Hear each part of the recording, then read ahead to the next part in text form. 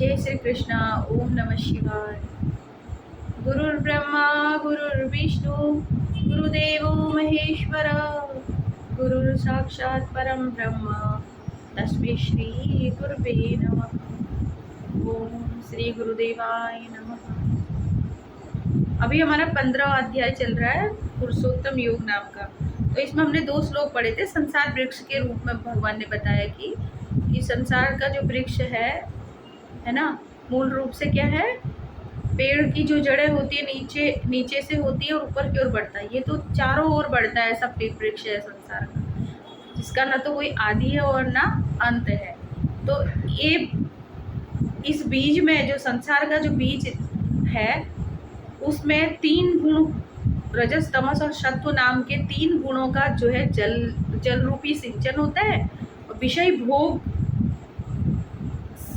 रूपी कोपलें उगती है, और देव, मनुष्य और तिर्यक योनियों में पशु आदि योनियां सब जो निम्न तरह की जीव है, वो सब जो है तिर्यक योनि के अंदर आते हैं। ये 3 ही प्रकार की योनियां जो है, इसकी क्या है, शाखाएं हैं जो फैली हुई है चारों तरफ, ऊपर नीचे सब।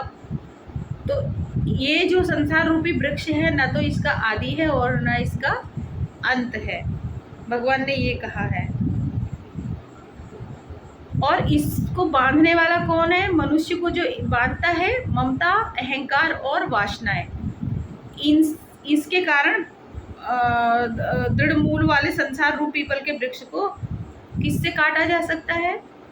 दृढ़ वैराग्य से इसको काट सकते हैं, इसको बढ़ने से रोक सकते हैं अपना। तो वैराग्य से इसको काटा जा सकता है, नहीं तो कैसे काटेंगे इसको? ये फैलता ही चला जाएगा और हमारे जीवन को बांधता ही चला जाएगा। तीनों गुणों से निकलना बहुत जरूरी है, भोग वासनाओं से भी निकलना जरूरी है, फिर उसके बाद इन योनियों से भी बाहर निकलना होगा। और ममता, अहंता और अहंकार जो है, जो इससे बांधता है हमको संसार से, उसको भी कैसे काटा जाएगा भाई? इतना दृढ़ रूपी संसार जो होता है वो दृढ़ वैराग्य के कारण, जो हमारा वैराग्य होता है, वैराग्य के कारण ही इस संसार रूपी वृक्ष को काटा जा सकता है। इससे आगे है,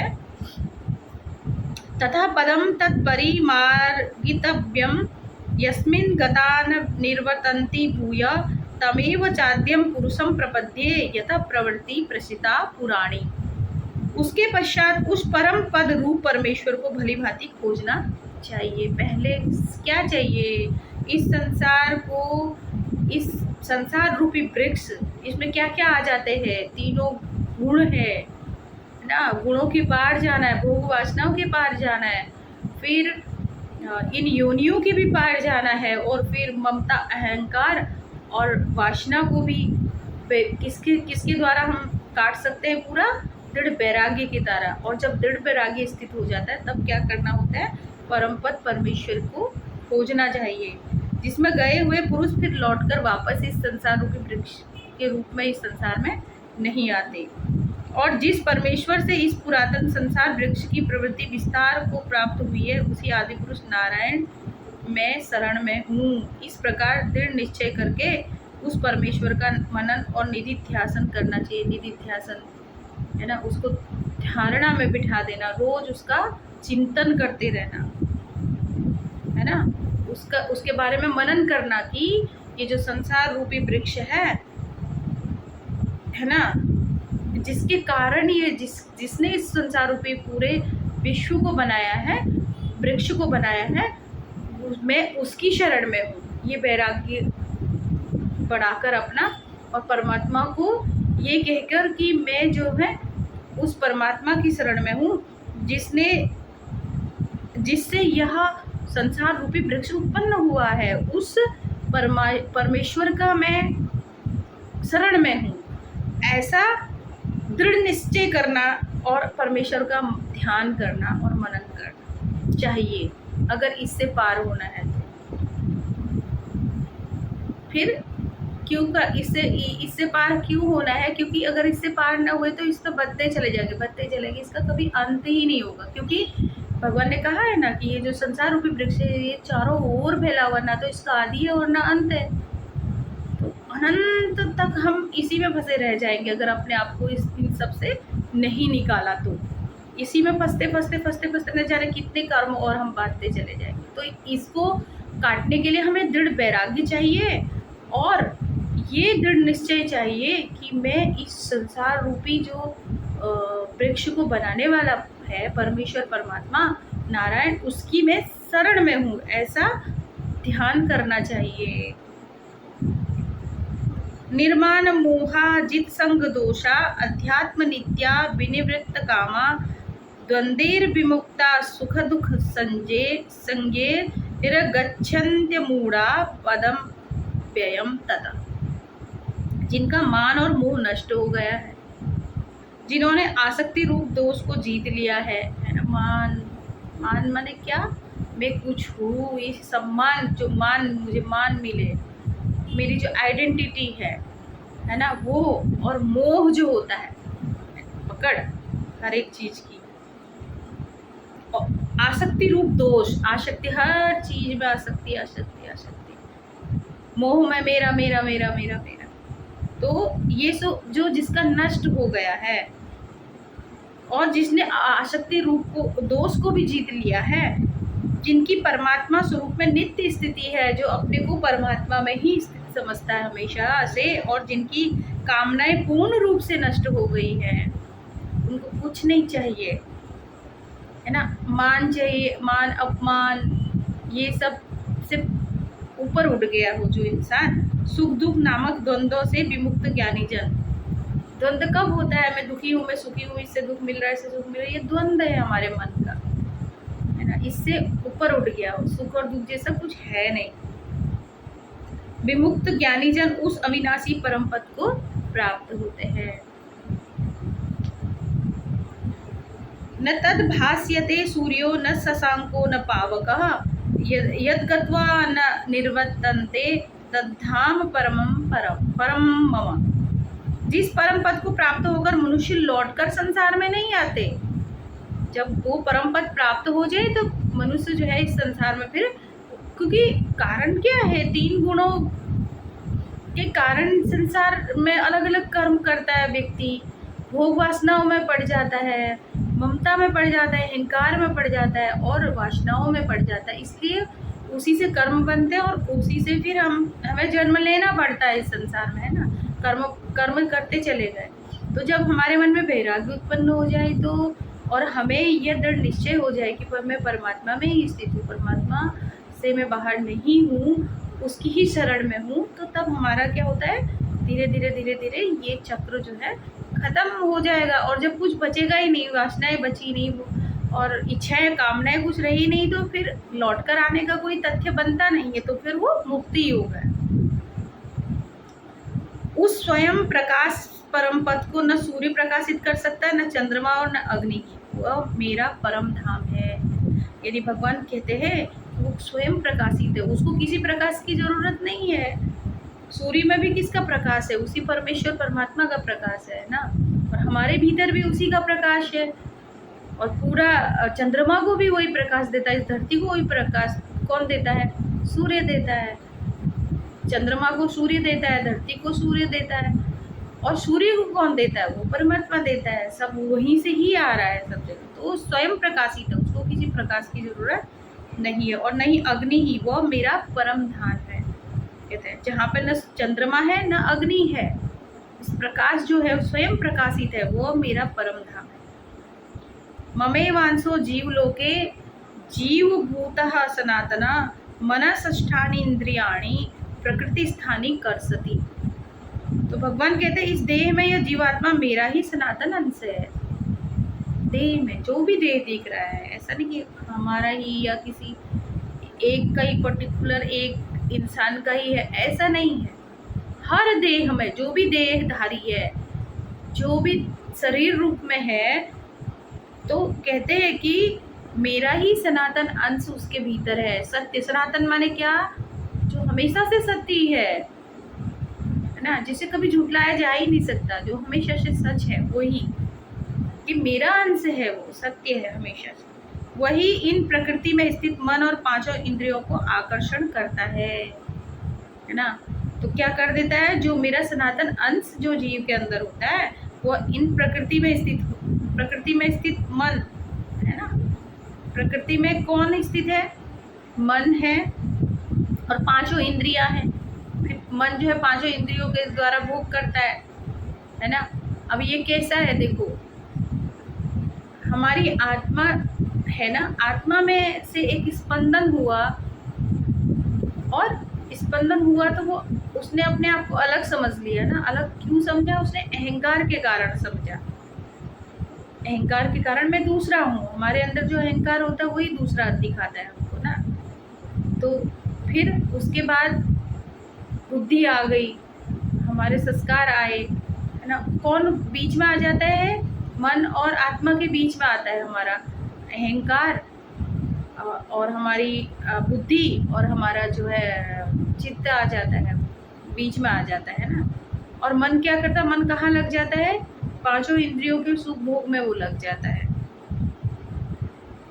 क्यों, क्योंकि जो बाहर की जो संसार की जो प्रकृति की जो चीजें है ना, प्रकृति में जो भी दिखाई दे रहा है बहुत लुभावना है, इसलिए तो हम देखो आकर्षित होते हैं उसके लिए प्रति, तो इधर जाते उधर जाते, नदियों में जाते, तालाब में जाते, या प्रकृति में जाते हैं, या फिर भोग के इतने अच्छे अच्छे फिल्म देख रहे हैं, कपड़े पहन रहे हैं, ये सब क्या है, आकर्षित करते हैं हमारे मन को, आकर्षण में डाल देते हैं ये।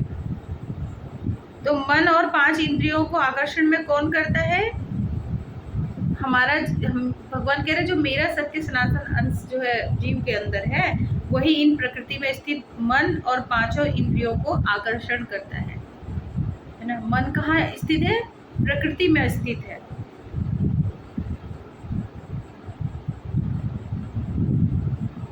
शरीरम यद वाप्नोति यच्चाप्युत्क्रामतीश्वरः गृहीत्वैतानि संयाति वायुर्गंधा निवासयात।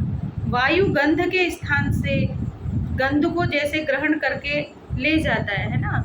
अभी यहाँ पे अगरबत्ती जलाएंगे इस कमरे में ना, तो उसकी खुशबू दूर दूर तक फैल जाती है ना। कौन लेके जाता है उसको वहाँ तक, हवा। हवा से जो है उसकी गंध जो है, अभी यहाँ पे मैंने परफ्यूम लगाया, परफ्यूम का छिड़क दिया कमरे में, तो उसकी जैसे दरवाज़ा खोला तो पूरा उसका खुशबू जो है सारे घर में फैल जाता है, तो बाहर भी चला जाता है कभी कभी। तो कैसे जाता है वो, हवा के कारण। तो जैसे गंध को वायु क्या करता है, एक स्थान से दूसरे स्थान अपने साथ लेके चला जाता है, वैसे ही देहादि का स्वामी जीवात्मा भी जिस शरीर का त्याग करता है उससे इस मन सहित इंद्रियों को ग्रहण करके, देखो कितनी बड़ी बात है ये, तो समझने की चीज है ना। जैसे कि वायु जो है ना खुशबू को क्या करती है, ग्रहण करके अपने साथ लेके चली जाती है दूर तक। तो ऐसे ही जीवात्मा क्या होता है, जो मनुष्य की जो जीवात्मा होता है, तो वो एक शरीर को त्यागता है। जब एक शरीर के अंदर जब त्यागता है तो उस शरीर में जो मन है, और मन कैसा है, इंद्रियों सहित मन है, पांच इंद्रियां है ना, तो उन इंद्रियों सहित जो मन को जो है क्या कर लेता है, ग्रहण कर लेता है जीवात्मा। जीवात्मा जो है क्या है, परमात्मा का ही अंश है ना। जीवात्मा परमात्मा का ही अंश है। तो जब मनुष्य शरीर को छोड़ देता है ना, शरीर तो छूट गया लेकिन मन तो, जीवात्मा तो जिंदा ही है ना। वो क्या करती है, उस मन को जो प्रकृति में उस मन था, उस मन को इंद्रियों सहित खुद ग्रहण कर लेती है, और खुद ग्रहण करके खुद ग्रहण कर लेती है। अब ये शरीर तो छूट गया, फिर दूसरे शरीर में प्रवेश कर जाती है। तो फिर क्या कहते हैं, दूसरा शरीर जिस और वो मन और वो जो इंद्रियां है, फिर वो क्या हो जाती है, दूसरे शरीर में प्रवेश कर जाती है, दूसरे में चली जाती है। तो जीवात्मा क्या करता है, मन पांचों इंद्रियों सहित मन को ग्रहण कर लेता है। जैसे कि वायु जो है गंध को ग्रहण करके दूसरी जगह ले जाती है, ऐसे ही जीवात्मा भी शरीर को, जीवात्मा भी मन को इंद्रियों, पांचों इंद्रियों के सहित दूसरे शरीर में ले जाता है। श्रोतम चक्षु स्पर्शनम च रसनम घ्राणमेव च अधिष्ठाय मनश्चायम विषयानुपसेवते। यह जीवात्मा स्रोत, सुनना, चक्षु देखना, आंखें है ना, आंखें, कान हो गए, आंख हो गए, और त्वचा तथा रचना, घ्राण और मन को आश्रय करके, अर्थात इन सब के सहारे से ही विषयों का सेवन करता है। विषयों का सेवन हम किन के द्वारा करते हैं? विषय माने क्या? विषय माने जो चीजें है संसार की, है ना, सारी संसार में, तो उनमें से हमारी पांचों इंद्रियां उनको ग्रहण करती हैं। कैसे? आंखों से देखती हैं, तरह तरह की चीजें देखती है आंखों से, है ना, इस पूरे संसार को देख रही है, प्रकृति को देख रहा है, ब्रह्मांड में जो आकाश को देख रहा है, सूर्य, तारे, नक्षत्र, हर एक व्यक्ति को देख रहा है, जीव को देख रहा है, पक्षियों को देख रहा है। किससे देख रहा है? अपनी आंखों से देख रहा है। देखो, तो चक्षु हो गया।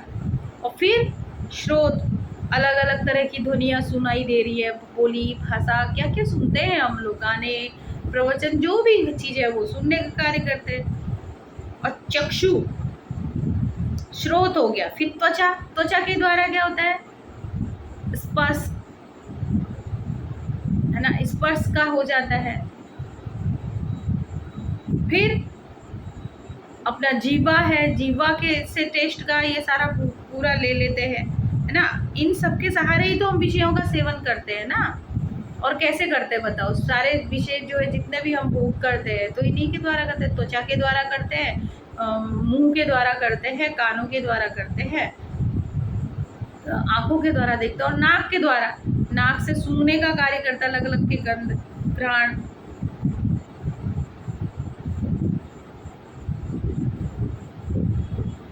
और रचना। इनके सहारे से ही हम विषयों का सेवन करते हैं। उत्क्रामंतम सितम वापी भुंजानम वा गुणान्वितम विमूढ़ा नानु पश्यन्ति ज्ञान चक्षुषो। शरीर को छोड़कर जाते हुए को अथवा शरीर में स्थित हुए को, शरीर में जो चला गया, शरीर में से जो जाते हुए को, और जो शरीर में अभी स्थित है, जैसे जो चले गए शरीर को छोड़ के वो, और जो हम शरीर में स्थित है अभी, अथवा विषयों को भोगते हुए, इस प्रकार तीन गुणों से युक्त हुए को ही अज्ञानी जन नहीं जानते, है ना। तो क्या कहते हैं? शरीर को छोड़कर जाते हुए को, और शरीर में स्थित, शरीर को छोड़कर कौन जाता है ना? जीवात्मा शरीर को छोड़कर जाती है ना। कौन जाता है भाई? शरीर तो नहीं जाता, शरीर तो इधर ही रह जाता है, इसको छोड़कर जीवात्मा जाती है ना। तो क्या कहते हैं? शरीर को जाते हुए, छोड़ते हुए जाते हुए को, यानी जीवात्मा को, और शरीर में स्थित हुए को, वो भी जीवात्मा ही है। जो शरीर में स्थित है वो भी जीवात्मा ही है। और चली गई जो जिंदा है, मतलब अभी शरीर में है, उनके भीतर, और जो चले गए हैं वो भी तो वही है ना। बस फर्क क्या है? ये अभी शरीर में है, ये शरीर से चला गया।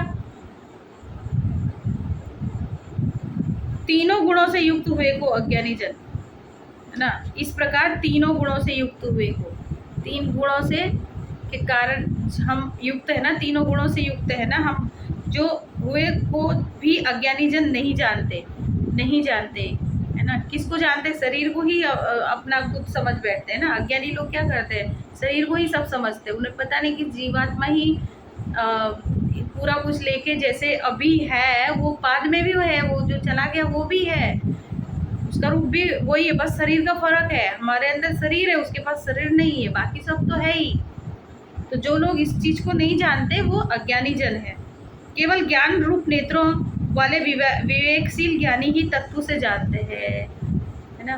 तो विवेकशील प्राणी जानता है कि जो मेरा शरीर है ये तो मात्र एक डिवाइस की तरह, कपड़े की तरह है, सारा कार्यभार इसके सहयोग में आके बस दिखाई दे रहा है ये, है ना। वरना जो शरीर को छोड़ के गया और जो शरीर में है वो तो एक ही है, एक जैसा ही है ना।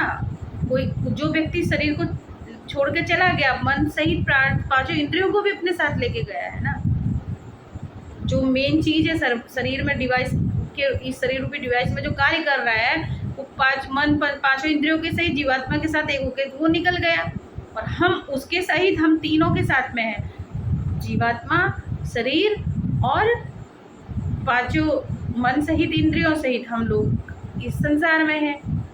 हमारे में एक के पास शरीर है, एक के पास शरीर नहीं है। तो सत्य क्या है? शरीर सत्य नहीं है, वो चीज़ सत्य, वो तो चला जाएगा। जो इस बात से नहीं जानते इस चीज को वो अज्ञानी होते हैं, और जिनको ये विवेकशील बुद्धि होती है वो इस बात को अच्छे से जानते हैं, ऐसा कह रहे भगवान। तो आज इतना ही, इससे आगे हम कल पढ़ेंगे। श्री कृष्ण गोविंद हरे मुरारे, हे नाथ नारायण वासुदेव, हे नाथ नारायण वासुदेव, हे नाथ नारायण